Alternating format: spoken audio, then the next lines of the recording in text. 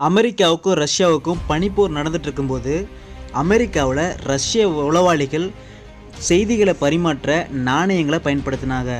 அது ஒரு வெற்று நாணயம், அதுக்குள்ளே எதுவுமே இருக்காது. செய்திகளை வச்சு அந்த நாணயத்தை பயன்படுத்தினாங்க. இந்த நாணயம் தற்செயலாக ஒருவர் ஒரிஜினலான நாணயத்தையே பயன்படுத்திட்டாரு.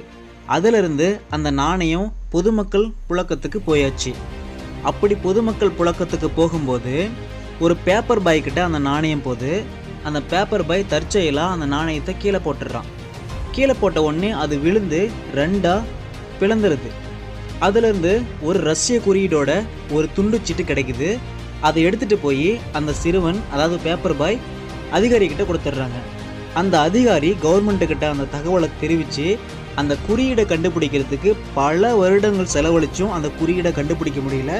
கடைசியில் ரெய்னோ அப்படின்ற ஒரு உளவாளி தான் கண்டுபிடிச்சாரு.